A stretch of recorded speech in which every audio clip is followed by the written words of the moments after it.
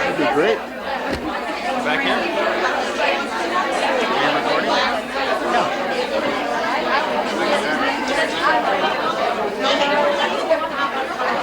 When aren't you,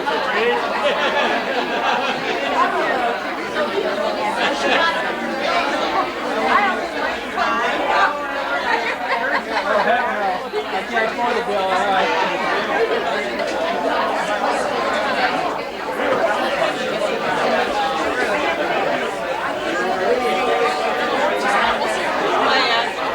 Hi, how are you? Good. When are you going to get your coffee cup? Pardon me? When are you going to get your coffee cup? Oh, I don't know. I brought another one here. I'll sign it down.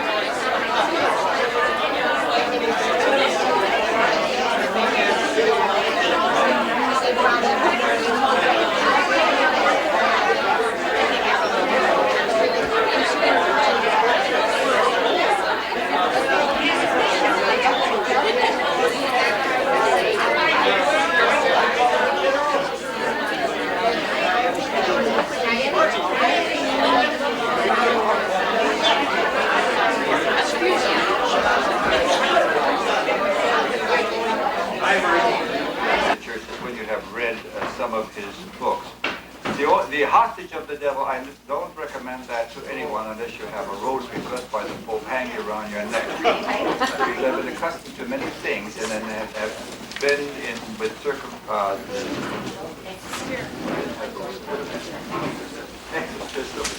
bad days, exorcism and stuff, but even then his book on Hostage of the Devil is just absolutely horrible.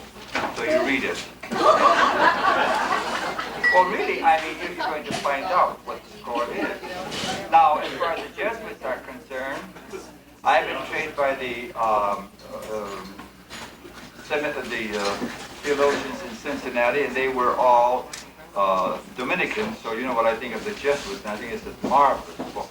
It's one of the best books I have read on Jesuits, and I agree wholeheartedly with him on everything about it. Vatican, the Vinyl Conclave, marvelous. You have to read that. I'm reading Keys of This Blood now, and sometimes with tears in the eyes, because I didn't, I really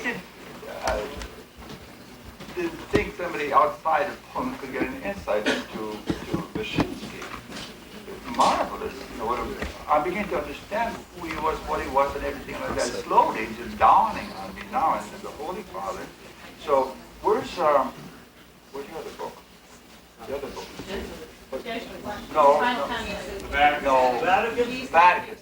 That's a delicious one. That's a delicious one. There's a couple of other things over there that you were too polite to put in there. You should have put those things in there too. So, don't I'm satisfied. You better believe the Pope will be satisfied too.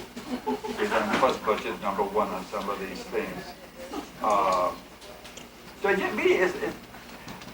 I was talking with Father Michelli, and I know Father Martin from Father Michelli, and even Dr. Mara too, and some of the others. I know quite a bit about him, and I can't tell you everything because we were sitting over there with Father and listening to confessions of each other.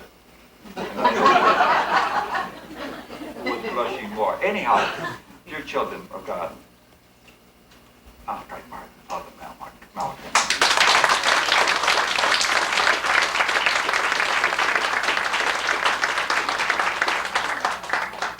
It's true, it's not worth talking about my priesthood to you. I am an ordained priest. I was a Jesuit for 25 years, and then with the permission, I'll just do this very briefly for you, with the permission of Paul VI, who was back then as Pope. I left the Jesuits and kept my vow of celibacy, which dispensed my vow of poverty and obedience, because I didn't want to be under any bishop or in any religious order. But the Archdiocese of New York, where I live, do not want a man like me wearing a round collar or wearing clerical clothes. That's what I'm wearing. Why? Well, the half suspect I may take away revenue from the diocese, number one. It's always a sore point with the chancery, revenue. And number two, then, they know that I don't agree with an awful lot they say and do with the church. And they don't want me to, they don't want somebody in clericals. Then the last point is I'm not a cleric. It's a funny thing, but canon law in the church defines a cleric as somebody who's a member of a diocese. I'm not. Member of a religious order. I'm not.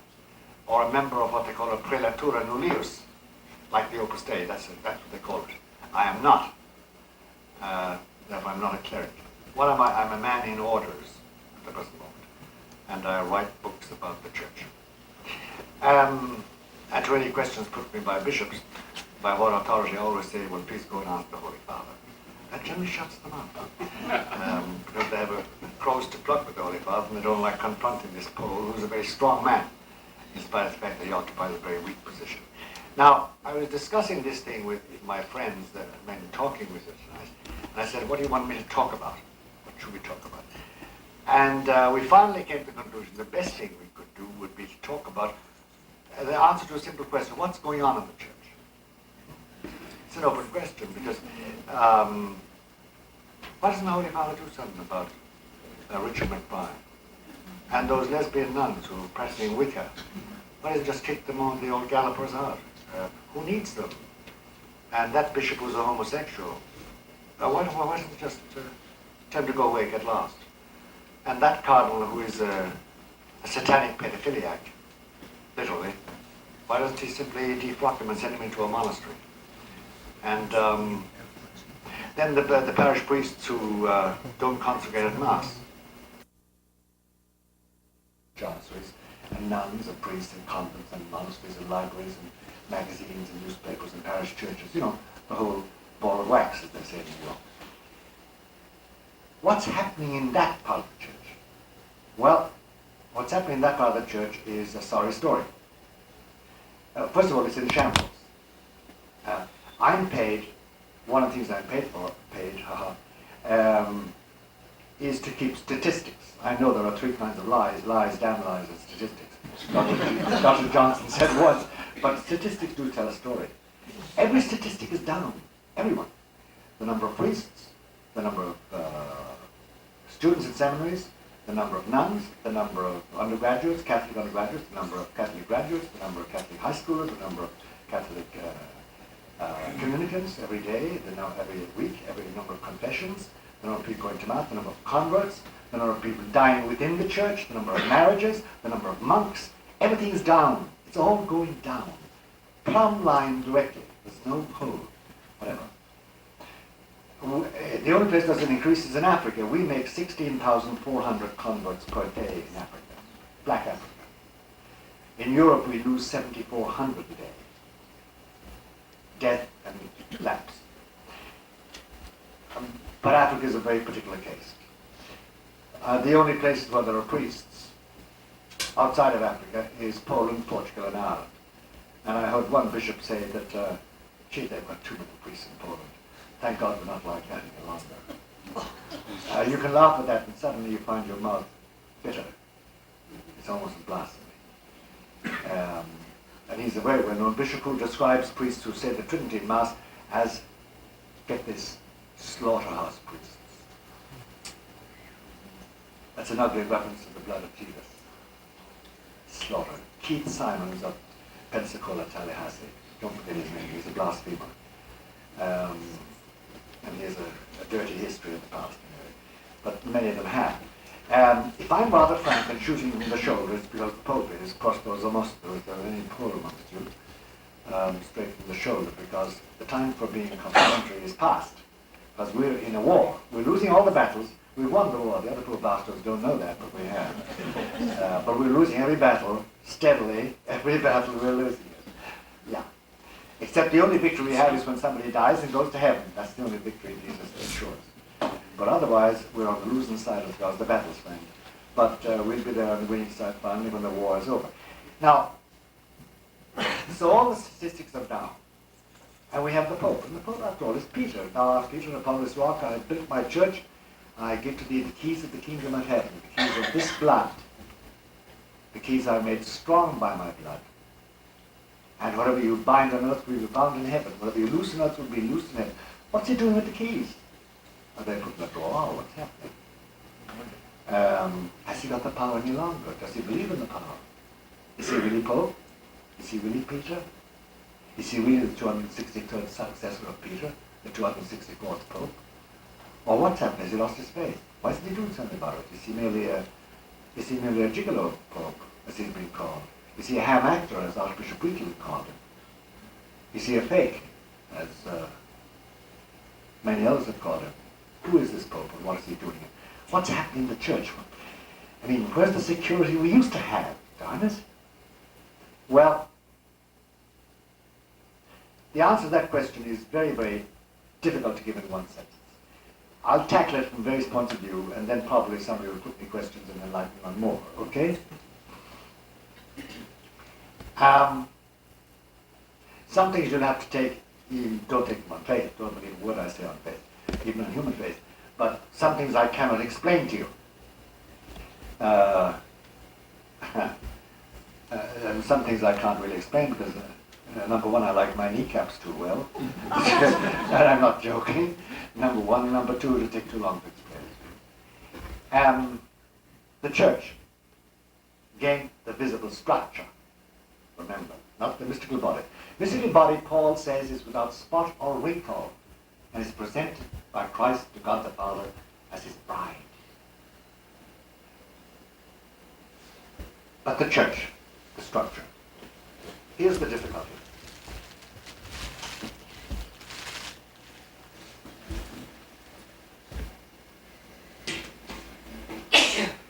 Since the year 1963, approximately, there is lodged within the church what those who know about it call the superforce.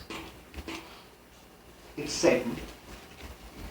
I don't mean the old guy with yellow eyes and large ears and forked tail and hooves with dirty books under his arm saying, come over and teach you to commit sin. No, I'm talking about an archangelic intelligence. The most brilliant intelligence God created. God never created anything so brilliant as this angel. Is there a difficulty? Okay. Satan, or Lucifer, whatever you want to call it, who said, I will not serve, and who is our mortal enemy, and who's in hell. He doesn't even come out on weekends. Like some of our bishops. Somebody just say about a bishop, oh, he's in hell already, but he comes out on weekends. But sometimes it sounds like that. Satan apparently has got permission to be specially let loose for a number of years now. He's coming to the end. It's scorched earth. He's doing as much damage as he can. But he has been installed in the structure of the church formally by Catholic Satanists. It's the only sin the Holy Ghost doesn't forgive, by the way, because it's a sin which is done deliberately. It's not through weakness. It's not because I sleep with my neighbor's wife or I steal money because my mother needs it. It's deliberate sin against God. And he's in possession of bishops and priests and churches, schools, universities, orders, and they are his minions. We have cardinals who worship him every week, sodomizing little children. I hope I'm not scandalizing any young ears here. No. Oh, no. Thank you, Matt. Thank you. I didn't notice.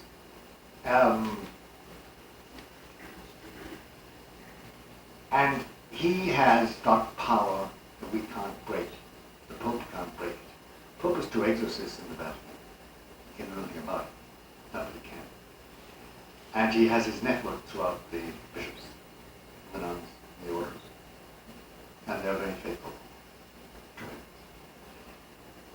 The Holy Father himself is rather helpless. Let me tell you about the Holy Father.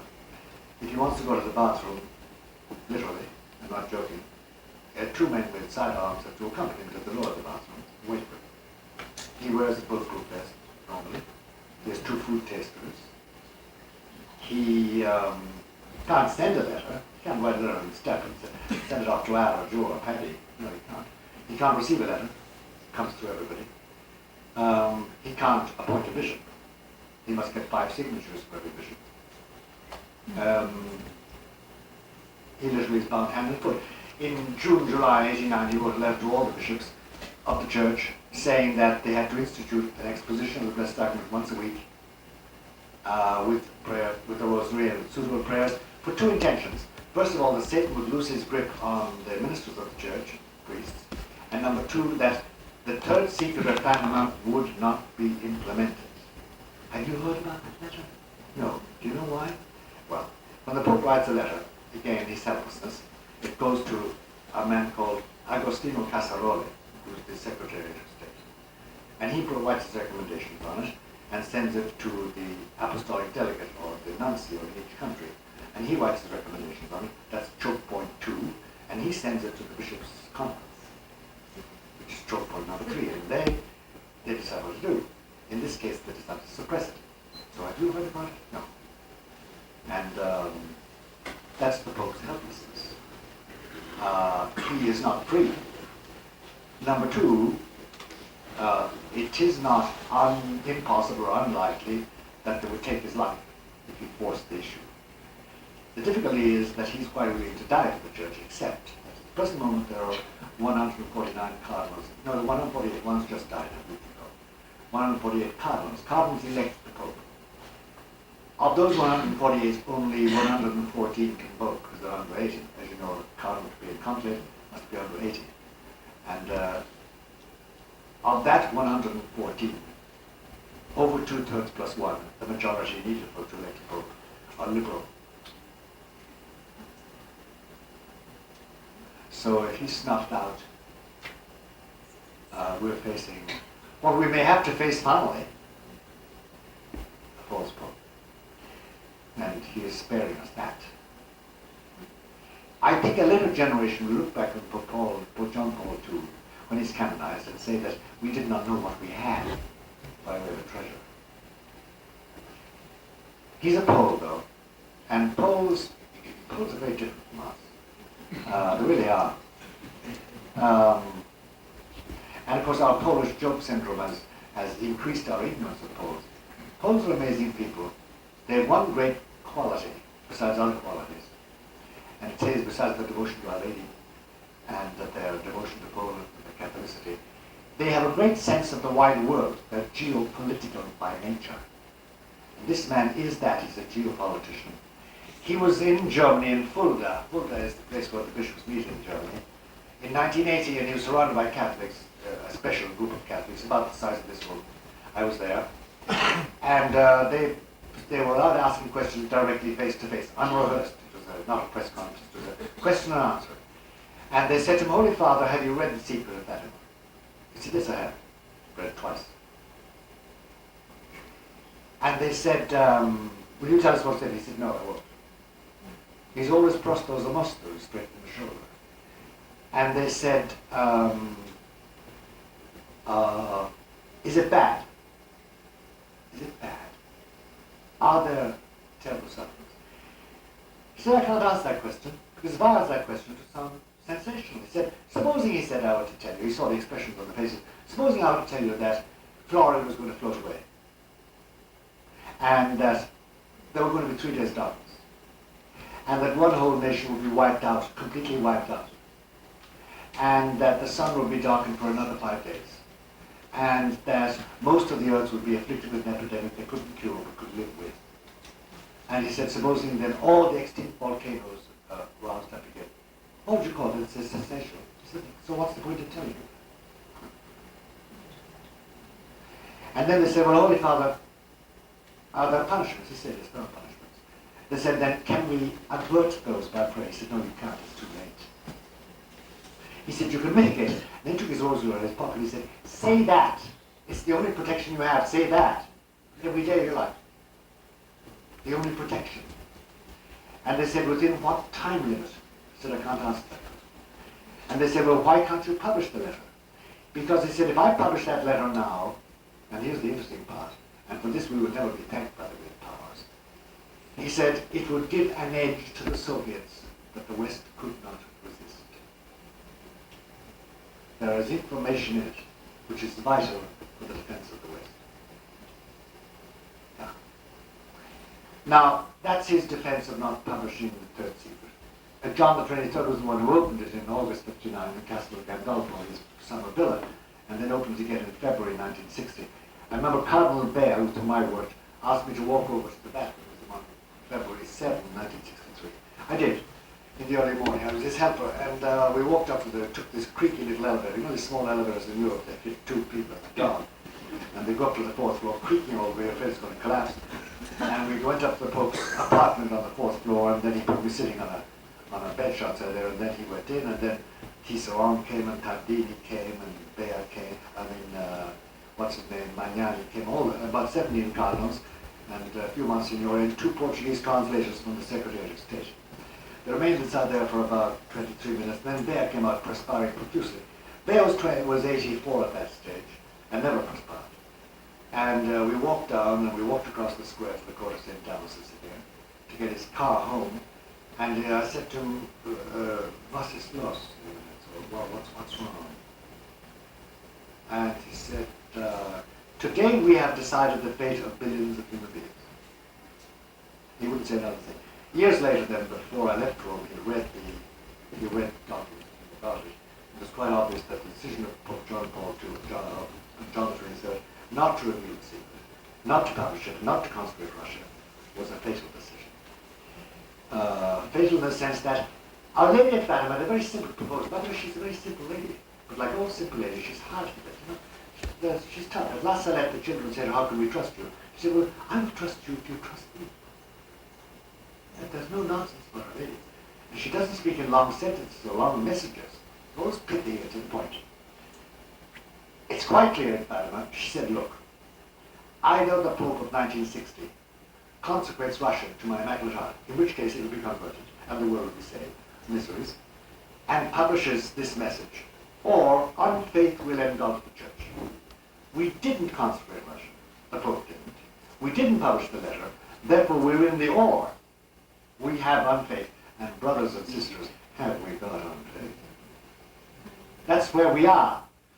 Now, the difficult thing for most of us, especially we oldsters, and I can put a rank of most people here, I think,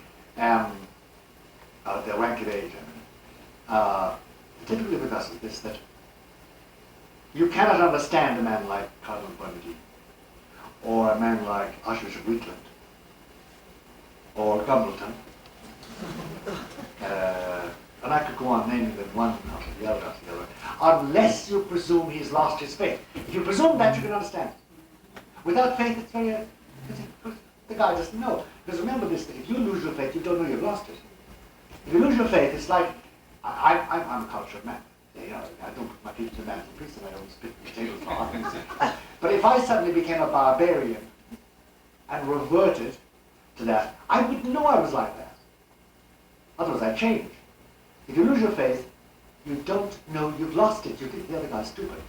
He thinks you're stupid. He thinks I'm stupid. Do you understand what I'm trying to say? So they don't know that. They don't go around and say, "Well, we've lost our faith, but gee, it's great." No, they think they're Catholics and that you're not. Or that you're stupid, or fuddy-duddy, but they lost their faith. If you keep in the back of your mind that they have lost it, they no longer understand as you understand, then you can at least have a certain tranquility in accepting them as a brute fact of life. But if you were to say to yourself torturedly, how can they do that? How can they have such disrespect for the Blessed Sacrament? How can they permit a Richard McBride? How can they speak like that, permit these awful ceremonies? How can they be homosexual? How can they protect homosexuality and pedophilia? How can they protect women, bishops and priests who have mistresses? They have no problem. They haven't got faith. And remember, the terrible curse of faith is this. And since I was 13, I've been praying that this doesn't happen to me, because it can happen to everybody. Lose any sense of the supernatural. So you don't know. You don't know.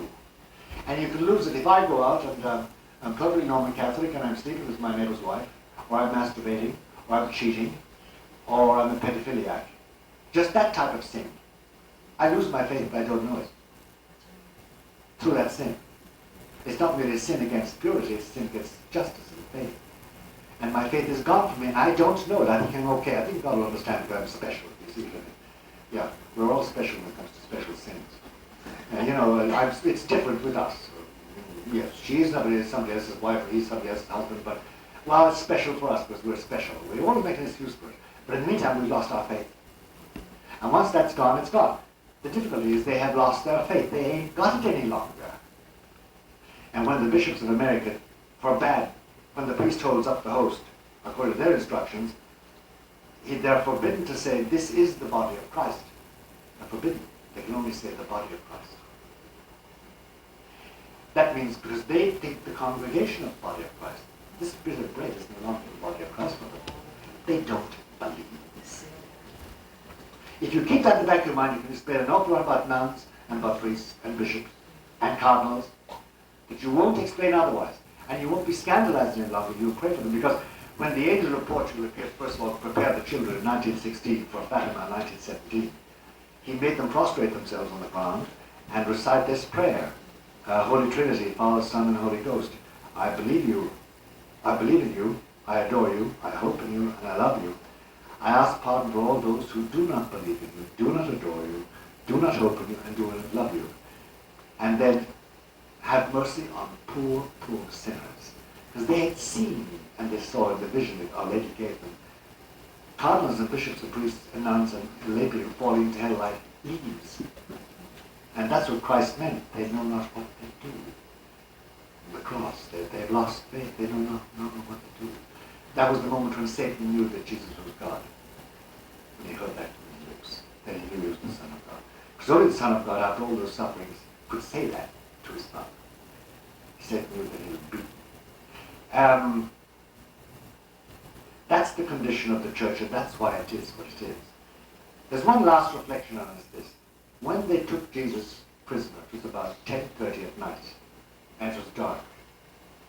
And he was in their possession until 6 o'clock that evening at sundown, when his head had slumped in his chest and he died with a loud cry. And then his body was given to Joseph Arimathea and Our Lady, and you know the rest. All that time, Our Lady lost him until Calvary. But when they heard that he was condemned to be crucified, everybody knew the way to this hill, Golgotha, on which everybody was hung, just the local gallows, like we used to have in the Old West. And we used to have in Ireland and England. One place where the gallows was, and if you wanted to see an execution, you went there. So they rushed off to see him there. And then they knew he'd be coming out the winding road to that place, which we call the Via Dolorosa. And they looked for a spot where they'd see Jesus. Just because it was her son. She had to see him. And they found a place, she and John and Mary of Cleophas and Mary Magdalene, the faithful Mary Magdalene, and waited. And then around the corner came this group led by a centurion on a horse and a squad of soldiers, and then the temple priests, and then this figure carrying a crossbeam lashed to his shoulders, because he didn't carry the whole cross, he just carried the crossbeam. The upright was permanent, like permanent, and they had a slot and they simply shoved the crossbeam on top of it once he was nailed to it. And then when she looked at the figure herself, it wore her seamless robe she had made herself, but she couldn't recognize him in the beginning. He was dying, his face was torn, his nose was broken, he had one black eye at least from the shroud. He had a crown of thorns and the blood had streamed down his face, disfiguring it. He was dying. Now I know I've been with, I suppose, literally hundreds of dying people. Friends of mine, most of them, but not all. And when you look at them, first of all, when they're dying, you don't recognize them. You've got to look for that look between their eyes, and then you realize it's John, it's Mary, it's Joe, it's Patrick, whatever it is. But death has this funny depersonalization. And when the man dies, or the woman dies, for the first 10 or minute, sometimes an hour, there's another, the inhuman look, and then the normal look comes back, the repose of death. And you know that, sister. And similarly with Jesus. She could hardly recognize her beloved son. And yet she did recognize him through the dirt and the muck, the blood and the disgrace, the shame, the spittle, and his whole being was dehumanized. Similarly with us, and we're not even on the Via Dolorosa yet, we're only in the garden, and we still find it difficult to see the church anymore, because the fathers of the church agreed that the history of the church who replicates the history of Jesus in his passion. And by the way, friends, it's true what I just said. We're not even at the Via Dolorosa. And so we're not even into he's not buried yet. The church has not gone underground yet. And therefore the resurrection is pretty far from us. We still have a hell of a lot to go through. That's why I keep on saying to people, it's going to get worse. Much worse. That is to prepare your soul. The Pope was one day having breakfast. He has breakfast with a lot of people every day, as you know. It's a working breakfast. And there was a bishop beside him who was grumbling to him, saying, Holy Father, why don't you do something about this Reformed church? And I can't recognize the church anymore. I go to France or Spain. In France, by the way, there are whole hundreds of miles where not only there isn't a church open, there isn't a church. There's no convent, there's no rectory, there's no priest, there's no nun, there's nobody baptized here. There isn't a baptized person. It's pagan. It's pagan. Austria, the same thing. Germany, the same thing. West Germany and East Germany. Now, so he was grumbling with Holy Father about this thing. Why don't you do something about it, Holy Father? John Paul got very angry with my breakfast. But after breakfast, he said, you come with me. And he walked out and he said, Your Grace, he said, look here. You've just got to be like the widow of Nazareth. He said, widow of Nazareth? He said, the widow of Nazareth. Jesus disappeared in the year 33. She lived, what, 30 years, 40 years? She lived in a pagan land, Ephesus, with John, because she had to. The Jews wanted to kill all the Christians, including her, especially the mother of this Jesus, the revolutionary that had predicted the fall of Judaism. She had lived on faith. There were no angels around her. Our house in Ephesus, which we have today, looked across the sea, by the way, in the direction of Rome. And I suppose the apostles passed up and down. It was the land trip. If you wanted to get across to Italy, you had to cross through Ephesus. I'm sure Peter went through, Paul and Thomas. I'm sure they all, Philippus. I'm sure they all went through it. But all she had was faith. She was the widow of Nazareth, living there. And she lived on that faith for 30 years until one night she fell asleep and woke up in heaven. She didn't die, she couldn't die. And then found herself crowned as Queen of Heaven, Queen of the Cosmos, and Mother of God. But her faith, simply with us, it's pure faith. And it's very nice to be consoled in devotion, to feel good, and to be surrounded by people like you who love Jesus and the angels and praising them are united about the Pope. But we ain't got that any longer. We should network more amongst ourselves. There are many more of us than we know, but still we're alone. And as the Pope said, you've got to imitate her in her faith, blind faith. And remember, faith is a funny thing. For most people, faith seems to be a feeling. It isn't a feeling. Feeling has nothing to do with faith. For most people, too, faith is a matter of the will. It's not a matter of the will primarily. Faith is a knowledge through a glass darkly. That is, if you're baptized in the state of grace, you already have knowledge of the mysteries of God and of faith, but you don't know you know it. They're there for you as springs of action, and they will inspire you to do good. Your will locks that in. Therefore you must nourish your will to hold your mind on the knowledge you derive from faith, which only comes out in your actions. You have a series of concepts of it. You have concepts of the mystery of the Gospels, but not of the mysteries themselves. And you must nourish that by faith, and it's bleak. And this is the time for faith. Now, Our Lady said at Fatima that it was going to be a period of unfaith, and that's what it is, except in Portugal.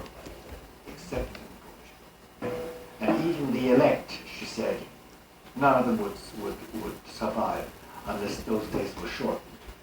So if you're tempted against faith by discouragement, or by seeing people around you who don't believe, or who have another type of faith, another type of Catholicity, Neo-Catholicism as we call it, don't be tempted.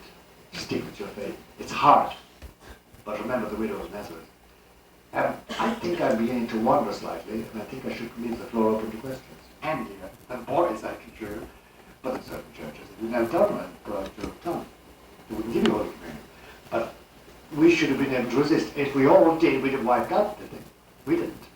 We went along because we were supposed to obey. It's very difficult, huh? What about the doctrines that are coming out of Rome, though, that are contrary to what? Well, then you don't obey them. But it's the magisterium, but that's okay. No, it's not the magisterium. But if it's not the Pope or Ratzinger, and then it's not the magisterium. Not necessarily. You must know, do they sanction it? Do they sanction it? That's the difficulty today. Dispute over the consecration. Feel if that consecration could be done, all of this would turn around feel what? That if the consecration of Russia were done according to Our Lady's Yes. request that Fatima Yes, yeah, it's a bit funny. It was decided that they would try and kill off any interest in Fatima from Rome, from certain ministries.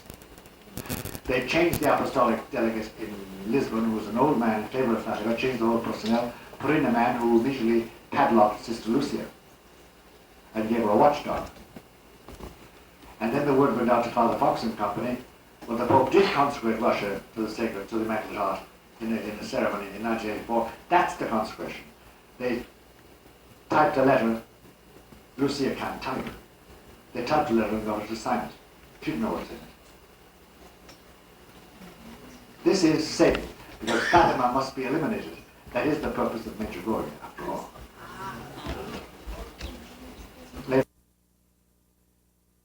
She is utterly simple herself. She's a village woman, and nothing complicated about her.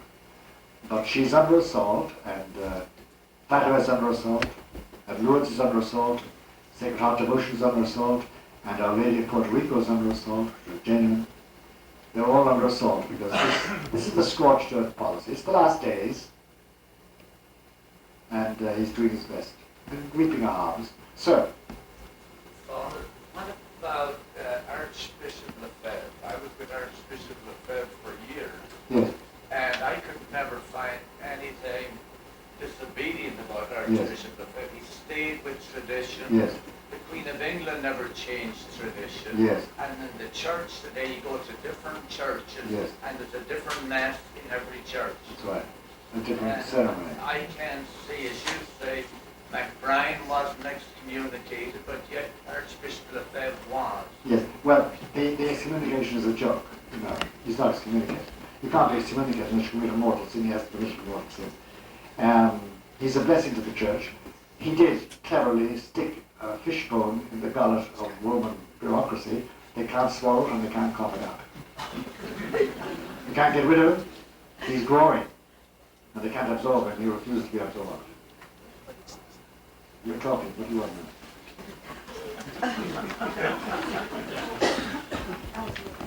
Oh, no. We're just talking about it. Don't you have the wisdom power right into the camera? We've just said that. He's not excommunicated and he's not in schism. No. It's a joke. There was a man called Father Feeney, Leonard Feeney, in the 50s, who was excommunicated, and 4 years ago his followers got a letter saying it's all a big deal. Charge and run at the same time. He was excommunicated by Bishop Wright, who was a homosexual, by Cardinal Spellman, and by Cardinal Cushing, who were both in league with the Masons at that time. And he was converting the sons of Masons in Harvard. So they tried to get rid of him, and the Jesuits collaborated and got rid of him. The Jesuit order. And he died in persecution, but he's in heaven. And they're also dead, and I just wonder where they are. Where? Maybe. Just We're don't not. charge it. We're not, it's great fun. Don't be doomy gloomy, it's just realism. Well, would you tell them about the Pope's vision of Our Lady and the hope that we have? Well, Mehmet Ali Akshar, shot him in St. Peter's Square, tried to kill him, but didn't succeed because the Pope went down, as you know. There was a little girl in front of him with a blouse with a picture of Our Lady Fatima on it. She was a daughter of a carpenter from Avellino, southeast of Rome, and the bullet squeezed over his head and they hit his skull, and they hit 2 American tourists who now have them in glass cases on their mantelpiece. And 2 other bullets hit him in the torso, and yet he was lugged off to hospital. He was brought to the wrong hospital, by the way. Every week there's a practice run with the Pope's mobile, the Pope mobile, and his own blood is kept in the Isola Tiburina. That's an island in the middle of the Tiber where there's a hospital for the Pope alone with his blood. He wasn't heard. So then he sent for a nun, who was the coordinator of the Marian movement, who was an expert at Fatima, and brought her over to the hospital. And you do have difficulties there. Put it in order, first of all, our stuff and ways.